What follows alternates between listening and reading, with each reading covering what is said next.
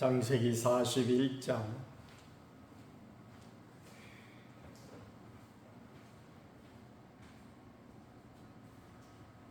46절부터 보겠습니다.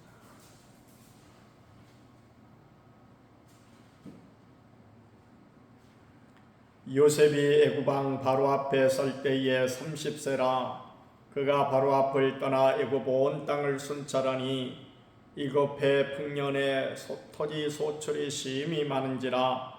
요셉이 애굽 땅에 있는 그 7년 곡물을 거두어 각 성에 저장하되 각 성읍 주위의 밭의 곡물을 그 성읍 쪽에 쌓아둔 곡식이 바다 모래같이 심히 많아 세기를 그쳤으니 그 수가 한이 없음이었더라.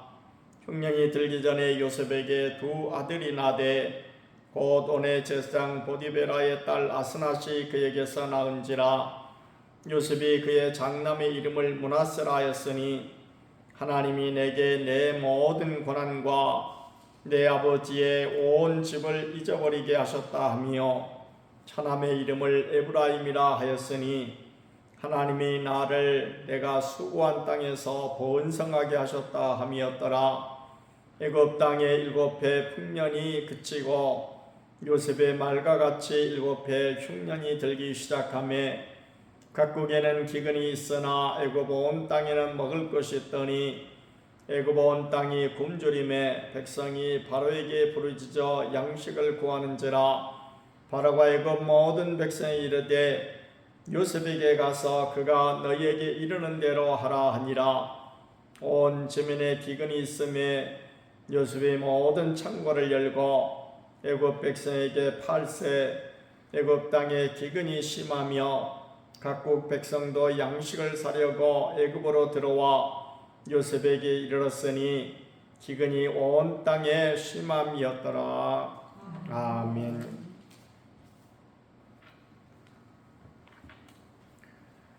지난 시간에 요셉이 총리가 되는 그런 장면에 대해서 말씀을 함께 나눴습니다. 바로의 애굽 왕 바로의 꿈을 잘 해명을 했을 때 바로가 이와 같이 하나님의 영에 감동된 사람을 우리가 어찌 찾을 수 있으리요 하고 그야말로 요셉을 칭찬을 하고, 그리고 하나님이 이 모든 것을 너에게 보이셨으니 너와 같이 명철하고 지혜 있는 자가 없다. 그러므로 너는 이제 나를 대신해서 내 집 바로 이 애굽을 다스리라 라고 하면서 총리직을 그에게 부여했다라는 것입니다.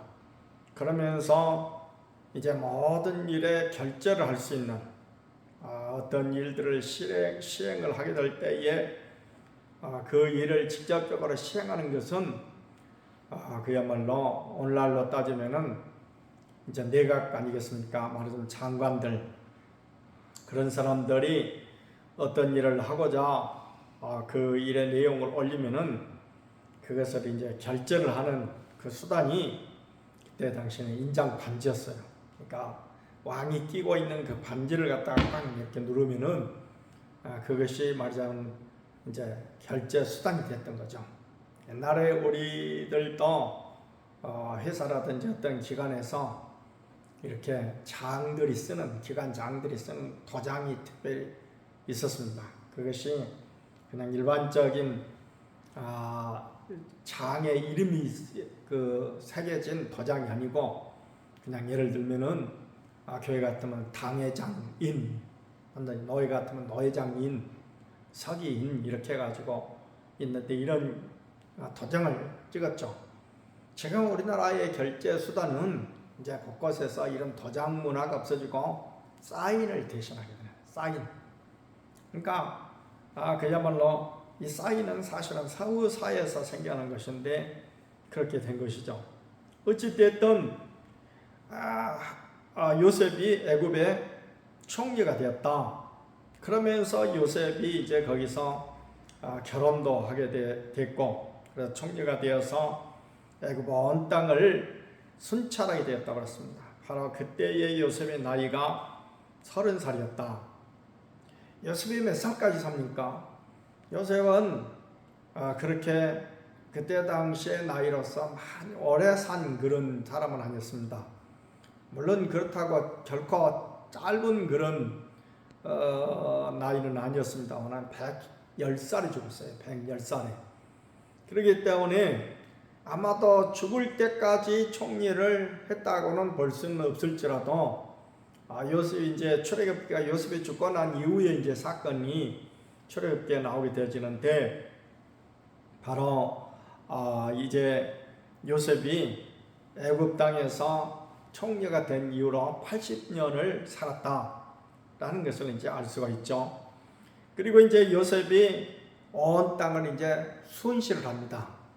옛날에 연초가 되면은 대통령이 초도 순시라게 해가지고 각 도를 잘 이렇게 순시하는 그런 관례가 있었는데 그것은 그 지역을 요즘같이 무슨 행정적으로든지 이렇게 막 빠르다든지 그런 것이 아니기 때문에 그 지역에 그때 당시에는 중앙정부가 다 관할을 했기 때문에 그 지역에 보낸 도지사라든지 이런 사람들이 정말 중앙정부가 계획하고 중앙정부가 지향하는 것을 제대로 잘 수행을 하고 관리를 하고 있는가 하는 것을 살피고 이렇게 보고를 받는 그런 자리가 바로 이 대통령의 초도 순시 가운데 있었습니다.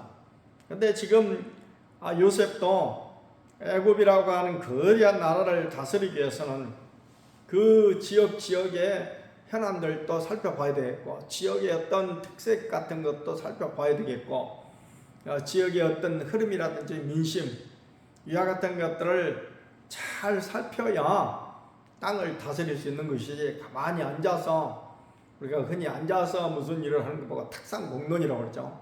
탁상공론을 해서는 안 돼요. 오늘날 지금 얼마 전에 대통령이 된 이재명 대통령이 그야말로 얼마나 열심히 뛰든지 하루가 24시간이라 30시간이면 좋겠다라고 할 정도로 열심히 뛰고 있는데 이렇게 열심히 뛰고 있는 모습이 바로 국민들한테 얼마나 아름답게 보였는지 요즘 그야말로 인기가 굉장히 오르고 있는 이런 장면을 보게 됩니다만 이렇게 다스리는 사람은 부지런함으로 해야 되겠다라고 성경도 말씀하고 있습니다. 자, 그 다음에 47절로니까 일곱 해 풍년에 토지 소출이 심히 많은지라 그랬어요. 애굽 왕이 꾼 꿈대로 요셉이 해몽한 대로 정말 일곱 해 풍년이 너무너무 그야말로 큰 풍년이 들어가지고 정말 토지의 소출이 심히 많았다고 그랬어요. 그래서 요셉이 애굽 땅에 있는 그 7년 공문을 거두어서 각 성에 저장을 해놨어요. 요즘 같으면은 그야말로 어떤 저온 창고라든지 이런 곡물 창고가 각 지방마다 다 있어가지고 그렇게 하게 되었는데 애굽 땅에 그때 당시에 그런 것이 있을 리는 없고 말하자면은 요새 말로 하면 야적을 이제 해놨겠죠. 야적을. 그렇지만 애굽 땅은 야적을 해놔도 괜찮은 것이 우리처럼 비가 많이 왔다든지 그런 땅이 아니거든요. 또 사계가 뚜렷한 그런 또 땅도 아니에요. 애굽의 그 이집트의 지금의 지도를 보면은 거의 적도에 가까운 이런 열대성 그런 기후 쪽에 가깝기 때문에 그야말로 온도가 일정하면은 뜨거운 가운데도 일정하게 이렇게 뜨거우면은 변질이 잘 되지 않죠. 그래서 저 태국의 치앙마이에 가가지고 몇 년 전에 봤더니 이제 그 선교사님이 조그마한 원룸을 하나 이제 사놨더라고요. 근데 그것이 원룸 하나에 2천만 원짜리인데 그걸 2개를 사가지고 터가지고 이제 거기서 계속적으로 이제 노후가 되도록 어느 정도 살아야 되기 때문에 그걸 사놨는데 상당히 이제 오래된 그러니까 새 원룸이 아니고 오래된 원룸이에요. 그래서 이걸 사가지고 우리나라 같으면은 좀 오래됐으니까, 오래됐다기도 40년, 30년 이렇게 된 것은 아닙니다만은 오래됐으니까 가격이 물론 싸게 샀고 했지만은 이렇게 오래된 거 사가지고 나중에 재건축이라든지 재개발 이렇게 들어가면은 이게 되겠느냐? 그야말로 우리나라처럼 그냥 인구가 많아가지고 재개발되면은 값이 올라가고 이러지만 거기는 그렇지가 않거든요. 그랬더니 그 양반 얘기가 여기는 우리나라하고는 비교가 안 될 만큼 그 건축 수명이 길대요. 왜냐하면 온도가 거의 일정하고 하기 때문에 우리는 겨울에 예를 들어서 막 영하 10몇 도까지 이렇게 떨어지고 여름에는 막 한 요즘 같으면 40도까지 올라가고 그럼 그 편차가 얼마예요? 50도 이상 되잖아요. 이렇게 되니까 빨리 말하자면은 건축물이 낡아져요. 그래서 그렇게 빨리 이렇게 낡아지지 않고 오래 간대요. 차도 마찬가지. 우리 같으면은 예를 들어서 20년 차를 타면은 오래 타는 거죠. 20년 차를 타면은. 왜 그렇습니까? 그야말로 이 겨울하고 여름하고 그 기온차가 심하니까 거기다가 겨울 같은 데는 그 연막칼슘을 우리는 눈이 오면은 그 연막칼슘을 막 많이 냅다 그냥 뿌리지 않습니까? 작년 겨울 같은 데 와도 우리 아파트에서 보다 그냥 연막칼슘을 아주 붓다시피 막 해버리더라고요. 이렇게. 그럼 그런 것들이 차의 하부에 달라붙으면은 쇠가 부식이 되죠. 그런데 태국 그런 일이 없어요. 여름에 비가 많이 와도 비가 오는데 비가 흘러 내려가버리는 것이지 거기다 무슨 연막칼슘 뿌릴 일이 없지 않습니까? 특히 겨울에는 눈이라는 것은 구경을 못하기 때문에. 그래서 우리가 20년 정도 차를 타면은 거기는 40년 탄대요. 애굽이 아마 그럴 것이다, 그런 생각이 듭니다. 그렇기 때문에 7년 동안 풍년 동안에 야적을 해놔도 그렇게 크게 훼손되지 않는, 말하자면 어떤 부패라든지 변질되지 않는 그런 어떤 환경이 될 것이다. 그래서 7년 동안 비축을 해놨습니다. 그 쌓아둔 곡식이 바다 모래같이 많아가지고 처음에는 예를 들어서 가만히 그것을 집어넣으면은 금년도에 어느 지역에서는 지금 2,000가마니를 모아놨습니다. 이렇게 할 텐데 7년 동안 계속 모으다 보니까 셀 수가 없어요. 더 이상 셀 수가 없어요. 세나 많아요. 그건 누가 가져가지도 않고. 그렇기 때문에 수가 너무 많아서 세기를 그쳤다 그랬습니다. 그리고 이제 등장하는 것이 세월이 흐른 것을 나타내주는, 요셉이 결혼했다고 그랬죠. 요셉이 결혼을 해서 아들을 낳았는데 2명의 아들을 낳았어요. 이게 나중에 이제 지파를 형성하게 됩니다만은 장남의 이름은 므낫세고 차남의 이름은 에브라임입니다. 므낫세라는 이름은 잊어버렸다 그런 뜻이에요.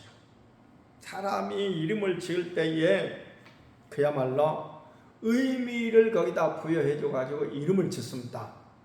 의미를 부여해가지고. 그래서 탤런트 가운데 그 김을동 씨라고 아시죠? 요즘에는 연세가 들어가지고 안 나오더라고요. 근데 그 김도환 씨의 딸이 외동딸이 김을동이죠. 김도환이라는 사람은 어떤 사람이에요? 김자진 장군, 유명한 독립군 사령관이었던 김자진 장군의 아들이 바로 김도환이고, 그 김도환 씨의 딸이 김을동 씨죠. 그러니까 이 김을동 씨는 나의 말하자면 할아버지가 유명한 독립운동가 김자진 장군이었다 하는 굉장한 자부심을 가지고 사셨어요. 또 국가가 그만큼 대접을 해주고. 이 사람이 결혼을 해가지고 김물동 씨가 결혼해가지고 아들을 낳았죠. 그 아들도 탤런트로 나왔죠. 그러니까 그 아들 입장에서 보면 자기 증조 외할아버지가 김자진 장군이잖아요. 그러니까 남다른 이런 어떤 국가에 대한 애국심을 갖고 있어요. 그가 쌍둥이 아들을 3명을 낳았어요. 이게 TV에 자주 등장했죠. 이름을 제가 기억을 하는데, 첫째는 대한이, 두 번째는 민국이, 그러니까 대한민국, 그 다음에 셋째는 만세. 우리 독립운동할 때 어떻습니까? 대한민국 만세!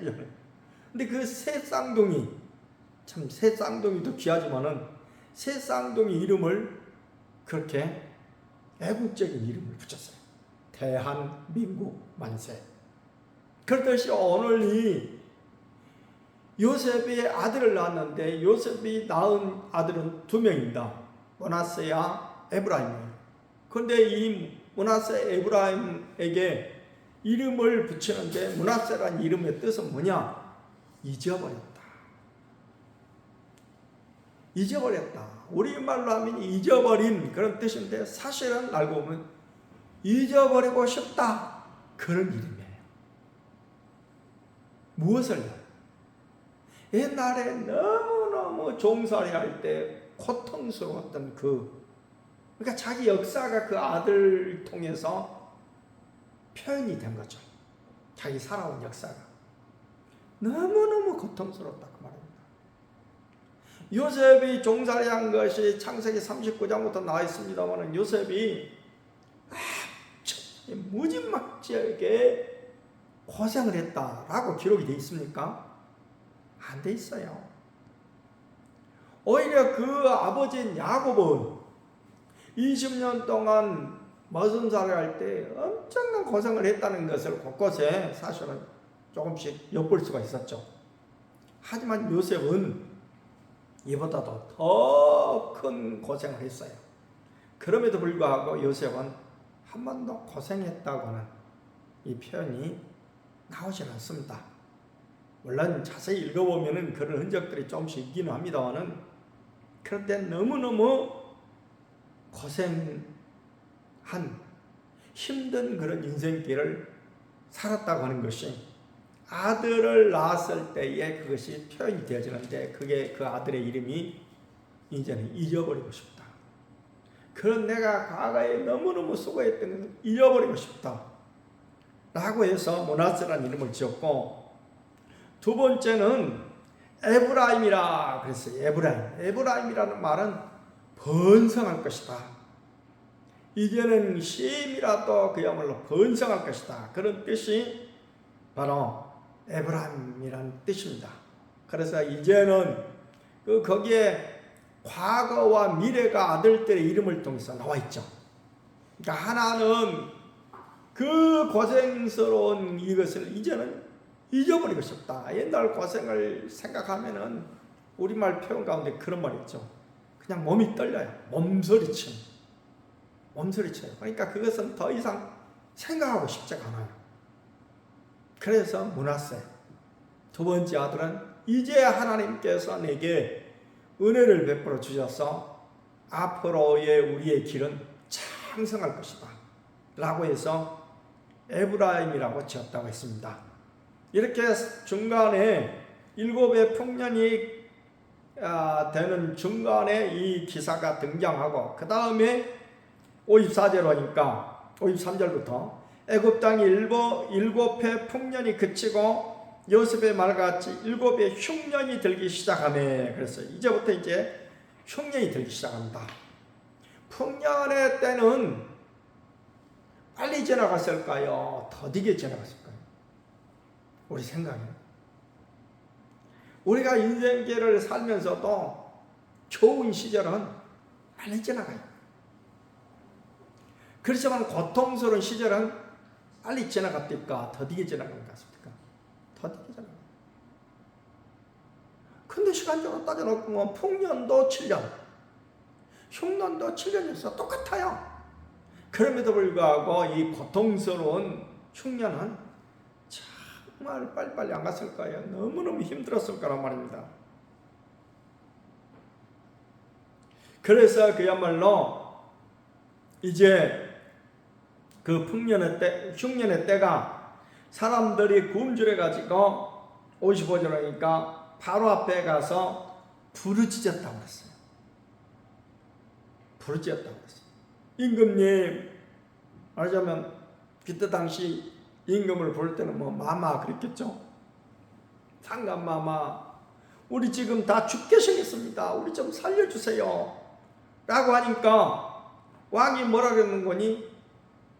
요셉한테 가서 얘기하라. 나는 아무 권한이 없다. 요셉에게 다 권한을 줬지 않습니까? 도장까지 다 줬잖아요. 그래서 요셉이 하라는 대로 너희들 해라. 그럴 요셉이 창고를 열고 백성들에게 양식을 다 팝니다. 양식을 다 팔아요. 여기서 저는 한 가지 깨달은 것이 백성들한테 다 거둬들인 거잖아요. 물론 그들은 남아도 그것도 팔 데도 없어요. 풍년 들 때. 근데 뭐 모두 다 많으니까. 그래서 그야말로 총리가 시키는 대로 다 자기 집에서 5분의 1씩은 다 바쳐가지고 쌓아놓은 자기 것이에요. 근데 이미 국가에 바쳐버렸기 때문에 자기 것이 아니고 다시 국가 것이 된 거죠. 국가 것이 된 거예요. 그런데 나중에 흉년이 들어가지고 요셉한테 가니까는 그것을 공짜로 나눠주는 것이 아니고 다 돈을 받고 팔았다 그랬어요. 이게 굉장히 그냥 생각하면 그냥 지나갈 수 있는 일인데 굉장히 중요한 여기에 신앙이 들어있습니다. 하나님의 나라는요, 하나님의 나라는 공짜가 없어요. 제가 말씀드렸죠. 우리가 구원받는 것은 공짜예요. 구원받은 것은 우리의 어떤 노력이라든지 우리의 어떤 대가를 지불하고 얻은 것이 아니에요. 그것은 그냥 주어졌어요.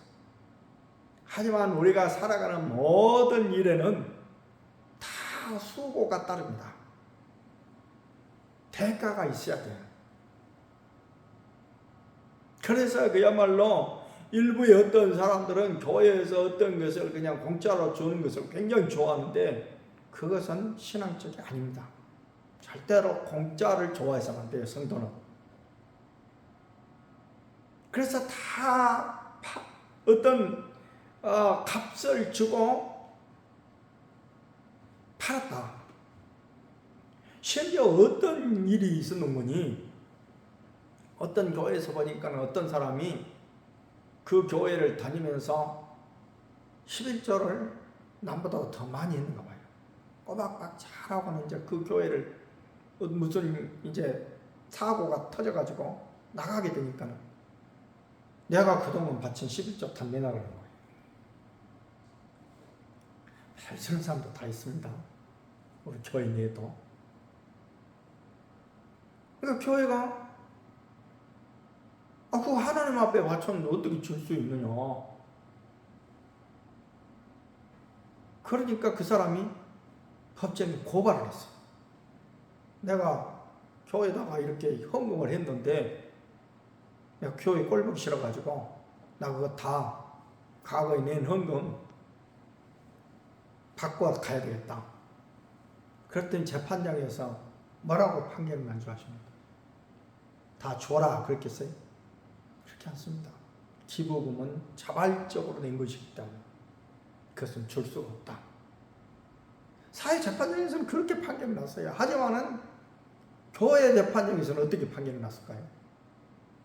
이것은 하나님 앞에 바친 거지 사람 앞에 바친 것이 아니기 때문에 우리는 줄 수가 없다. 이렇게 판결이 난 거예요. 왜 그렇게 그것을 되돌려 받으려고 하는 생각을 했을까요? 그것은 그야말로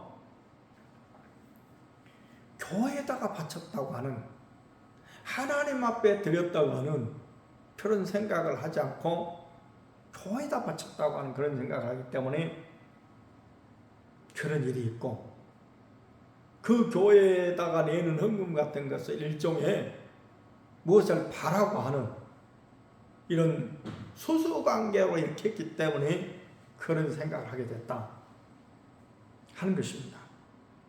그래서 오늘 이 본문의 말씀을 통해서 우리에게 주시는 교훈은 크게 세 가지인데, 하나는 믿음의 시련을 통과한 사람들이 나중에 승리하게 될 때에 우리 하나님께서 승리한 자에게 주시는 복이 무엇이냐? 첫째로는 세상의 모든 공고로부터 평안을 누릴 수 있는 은혜를 베풀어 주시더라. 요셉이 그동안 너무너무 수고했고, 그리고 총리가 돼가지고 결혼도 해서 아들을 낳았는데 첫 번째 아들이 므낫세라고 했어요. 므낫세는 모든 것을 잊어버린다라는 뜻인데, 잊어버릴 수 있는 것이 어느 때 우리가 잊어버립니까? 우리가 옛날에 고생을 많이 하고 지금은 이제 살만하고 평안해요. 그럴 때에 옛날의 고생이 떠오르게 되어지면은 잊어버릴 수 있는 것이지, 만약에 지금도 그런 고생을 계속하고 있다, 잊어버리지 않죠. 잊어버릴 수가 없는 거죠. 지금 고생하고 있는데. 근데 하나님께서 바로 이렇게 시련을 해서 승리한 자들에게 주시는 첫 번째 복이 잊어버릴 만큼 평안을 주셨다 라는 것입니다. 두 번째는 이제는 수고한 그 땅에서 번영을 누리며 살 수 있는 복을 주셨다라는 것입니다. 그러니까 이것은 단순하게 요셉에게만 준 복이 아니고, 우리 하나님을 섬기는 많은 사람들이 정말 힘들게 섬기고 고생하며 섬겼을 때에 하나님께서 평안의 복을 주시고, 두 번째는 장성함의 복을 주시더라, 번영의 복을 주시더라, 그런 말씀입니다. 세 번째, 하나님 나라는 그러기 때문에 공짜가 없어요. 공짜가 없어요. 반드시 하나님께서 수고한 대로 주신다. 수고한 대로 주신다라는 거예요. 세상에는 수고한 대로 다 받지 못합니다. 네? 간혹 우리가 요즘에 또 그런 일이 있겠느냐 하는데, 저 동남아 쪽에서 이렇게 온 노동자들이 때로는 노동기간이 끝나가지고 본국으로 돌아가야 되는데 더 돈 벌고 싶어가지고 불법 체류한 사람이 있어요. 소위 불체자라고 그러죠. 그 불체자를 어떤 농촌에서라든지 이렇게 쓰고 나서 월급을 안 준대요. 매달 주는 게 월급이잖아요. 근데 안 줘요. 나중에 줄게. 그럼 한 3개월 지나면 줄 줄 알았는데 안 줘. 6개월 지나면 줄 줄 알았는데 안 줘. 근데 이 사람 말을 못해. 경찰에 고발을 못해요. 노동청에 고발을 못해요. 왜요? 불체자니까. 그러고 나중에는 그야말로 막 달라고 떼쓰고 어떡하면 두들겨 패기도 하고, 너 그러면 고발해버려. 이렇게 한다는 거예요. 그래서 저는 시편을 읽을 때에 시편 가운데 보면은 무슨 말씀이 있는 거니? 내가 수고한 대로 먹을 것이다. 그 말을 오래전 목회 초반에 읽을 때는 이 말씀이 도대체 무슨 말씀인가? 사람이 일하면 당연히 품삯을 받으니까 수고한 대로 먹는 것이 뭐 그게 하나님이 주신 복인가? 이렇게 생각했는데 그게 아니더라고요. 그게 아니에요. 수고를 진짜 몽땅히 썼고, 예를 들어서 언젠가도 말씀드렸죠. 저 아프리카 시에나리온이라고 하는 그런 나라에는 너무너무 가난해가지고 자녀들을 낳아도 자녀들 먹고 살릴 이런 돈이 없어요. 그러니까 어린아이들이 광산에 가가지고 일을 해요. 광산에 가서 일하면 그 광산에 화학약품이 독한 것이 있어가지고 막 살이 막 다 썩어 들어가요. 살이 막 다 썩어 들어가요. 이렇게 하루 종일 일해봐야 우리 돈으로 500원 아니면 1,000원, 빵 하나도 겨우 살 수 없는 그런 돈을 받는 거예요. 우리 노동자들이 하루 일한 것보다 더 심하게 일해요. 그럼 우리 노동자들은 하루 일하면 얼마 받습니까? 10만 원. 건축 현장에서 10만 원, 때로는 노련한 노동자는 15만 원, 25만 원까지도 받죠. 농촌에서는 5만 원, 7만 원 받는다고 말이에요. 한 5만 원만 받아도 그들에게는 아주 큰 돈이 되죠. 아니요, 5만 원도 필요 없어요. 그 나라 수준으로 따져서 예를 들어 5천 원만 받는다 해도 어느 정도 자기 대가를 받는 건데 그 대가를 못 받아요. 그 사실을 알게 될 때에 시편의 이 말씀이 깊이 이해가 돼요. 네가 수고한 대로 먹을 것이라. 수고한 대로 먹을 수 있는 복이, 이게 그냥 우리가 여유가 있는 이런 사회에서는 당연한 걸로 여기는데 아니더라는 거예요. 그것도 하나님 주신 복이더라. 오늘 여기서 그 복에 대해서 지금 말씀하고 있는 것입니다.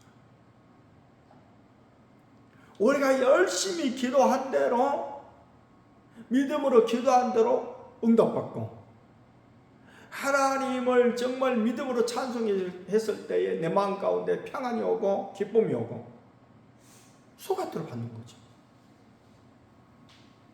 하나님의 세계는 수고한대로 받는 세계예요. 그런데 인간 세계에서는 수고한대로 다 받는 것이 아니더라. 그래서 믿음의 시련의 승리에서 누리는 사람의 마지막 복은 수고한 대로 받는 복이에요. 오늘 우리 모두가 이런 수고한 대로 받는 복을 누리는 복된 심령이 되어야 될 줄 믿습니다. 말씀을 생각하시면서 우리 함께 기도드리겠습니다. 263장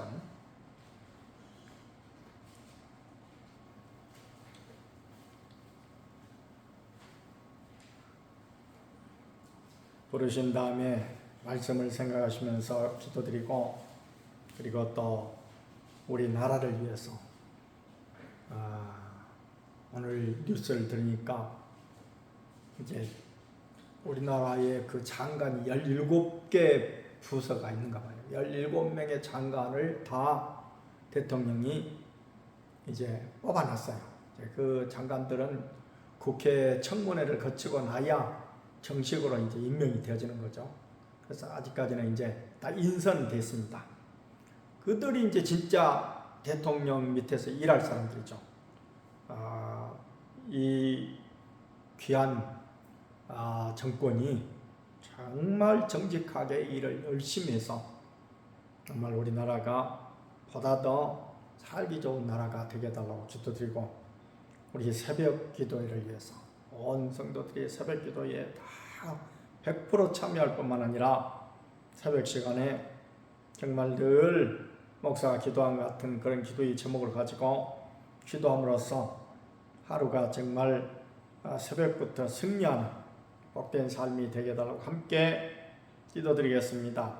이 세상 험하고 나 비록 약하나 늘 기도 힘쓰며 큰 권능 얻겠네. 주의 은혜로 대속받아서 피와 같이 붉은 죄는 갚히겠네. 주님의 권능은 한없이 크오니 덜 같은 내 마음 건너겨 주소서. 주의 은혜로 대속받아서 피와 같이 붉은 죄 넌 갚지겠네. 내 맘이 약하여 늘 넘어지오니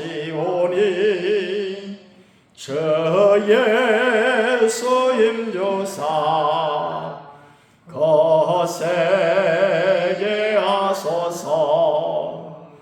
주의 은혜로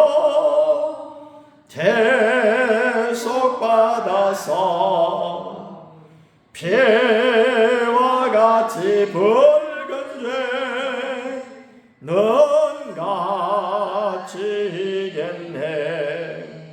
죄사함 받은 새 사람 되어서 주 앞에 서는 날 늘 찬송하겠네.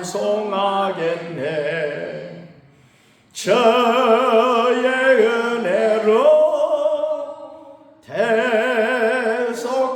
대속받아서 피와 같이 붉은 죄 넌 갚지겠네.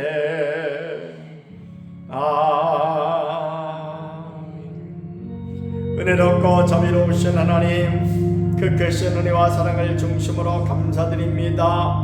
오늘도 저희들 불러 모아주셔서 우리 하나님 앞에 심야 기도회로 모여 기도드릴 수 있는 복된 은혜 베풀어 주시오니 중심으로 감사를 드립니다.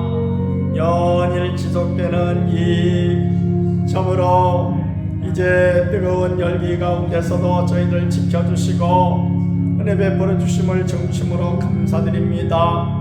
이제도 우리 주님께서 참으로 우리가 이 어려운 가운데서도 주님 앞에 나와 기도하며 간구드릴 때에 참으로 주께서 우리를 더욱더 긍휼히 계시고 불쌍히 여기시사 우리의 간구를 들으시옵고 은혜 베풀어 주옵소서.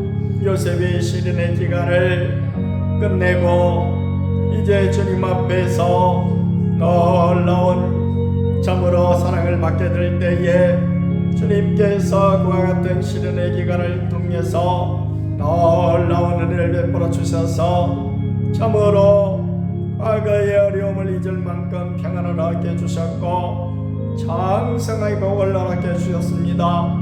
또한 저들이 수관대로 받을 수 있는 놀라운 복도 얻게 해주셨습니다. 오늘 우리들에게도 참으로 남들보다도 더 많은 수고를 하며 또 애써서 주님을 섬길 때에 그런 심령들 위해 주님께 합당하게 은혜를 베풀어 주시고 참으로 주님이 또한 저들에게 복을 더하여 주시기를 간절히 빌고 원하옵나이다. 또한 특별히 우리나라를 위하여 기도합니다. 대통령을 비롯해서 이제 새로운 내각이 형성되어져서 열심히 일해 나갈 때에 주여 저들에게 정직한 자세로 나가시고 또한 하나님 아버지 국가의 먼 미래를 향한 꿈을 가지고 더욱더 신실하고 성실하게 일하는 복된 일꾼들 다 되게 하여 주옵시며 무엇보다 하나님을 두려워하고 온 국민을 사랑하는 마음을 늘 품고 일할 수 있도록 은혜를 더하여 주옵소서.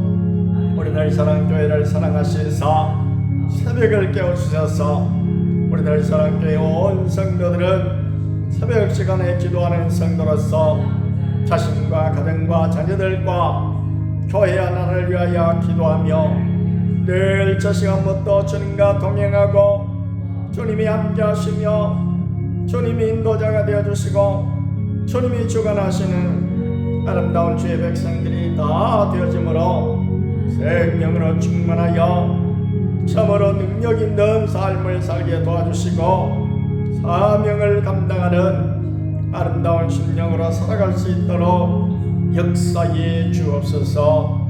감사를 드릴 때 우리 구주 예수님의 이름으로 기도하옵나이다. 아멘.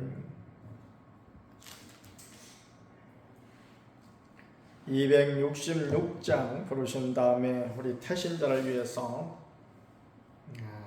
우리가 마음속에 품고 있는 태신자들을 반드시 금년 안에 교회로 모시고 나야 되겠다 하는 믿음을 가지고 사명감을 가지고 기도하고 간혹 돌아보고 또 우리 육신이 연약한 심령들을 위해서 그리고 제자 훈련을 위해서 함께 기도드리겠습니다.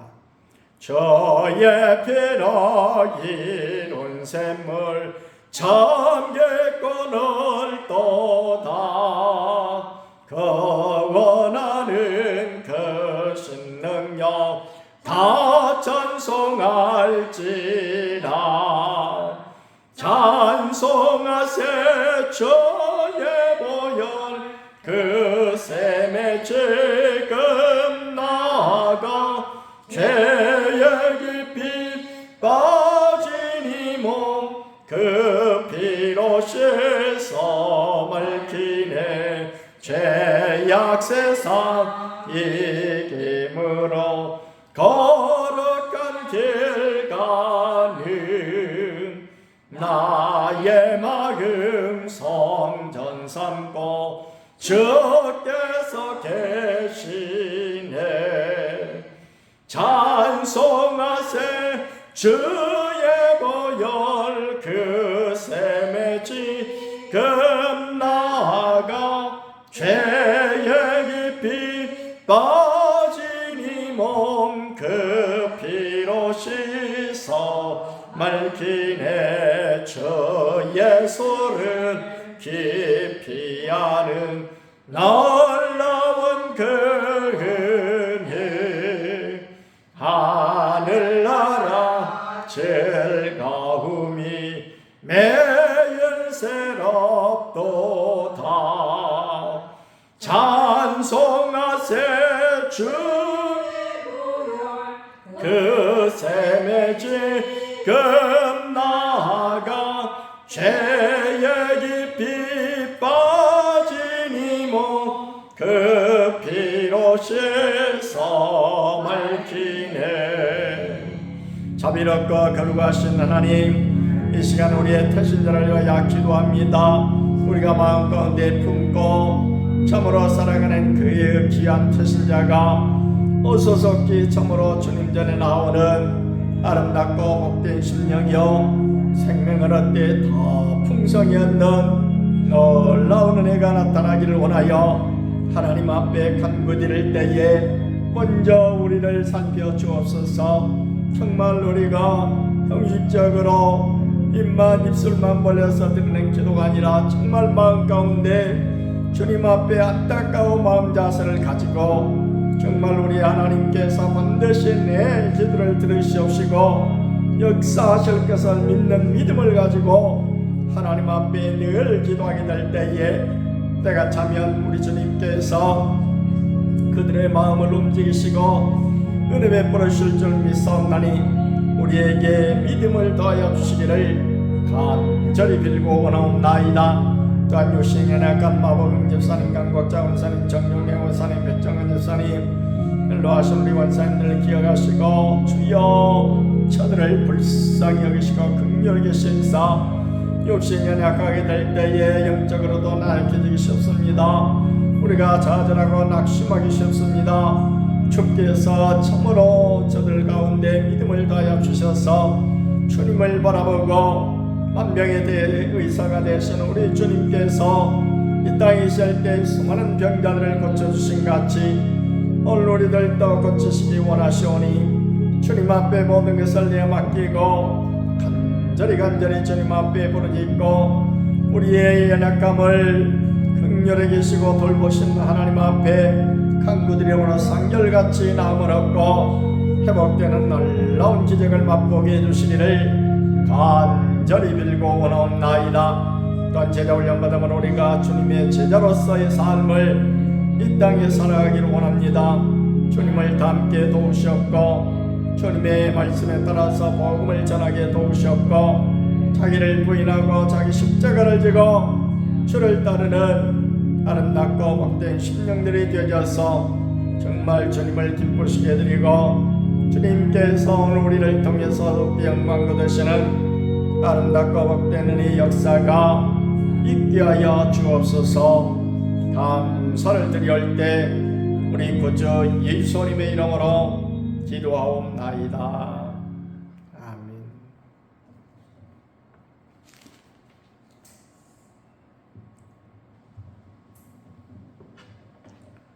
268장 부르신 다음에 마지막으로 우리 선교사님들을 위해서 또 후임 목사님을 위해서 그리고 또 부족한 종을 위해서 기도해 주시기 바라겠습니다. 기도 마치고 여러분 개인 각자 기도 드리고 가시기를 바라겠습니다. 죄에서 자유를 얻게 함을 보혈의 능력 주의 보혈 시험을 이기고 승리하니 참 놀라운 능력이로다. 주의 보혈 능력이 또다. 주의 피 내두어 주의 보혈 그 어린 양의 매우기 정한 피로다. 역체의 정욕을 이기림은 보혈의 능력 주의 보혈 정결한 마음을 얻게 하니 참 놀라운 능력이로다. 주의 보혈 능력이 또다. 주의 피 믿어 주의 보혈 그 어린 양의 매우기 정한 피로다.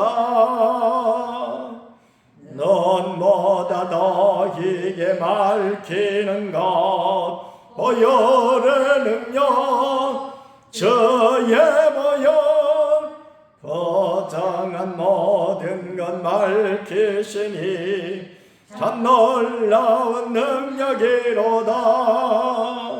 주의 보혈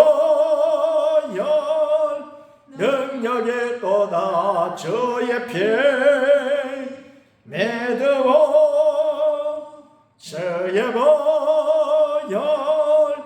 그 어린 양의 매우기 정한 피로다.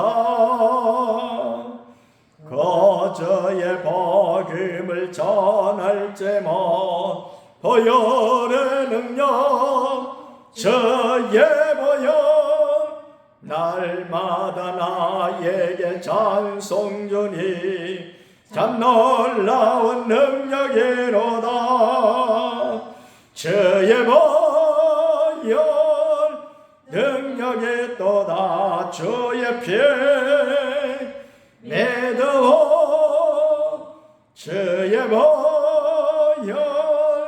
그 어린 양의 매우기 정한 피로다. 은혜가 풍성하신 하나님, 이 시간은 우리 교회에서 참으로 이제 조력하고 있는 선교사님들을 위하여 기도합니다. 하나님 아버지, 참으로 주님께서 저들을 긍휼히 계시고 불쌍히 여기시사 참으로 눈동자같이 지켜주시고 보여주시며 늘 건강으로 붙들어 주시기를 간절히 빌고 원하옵나이다.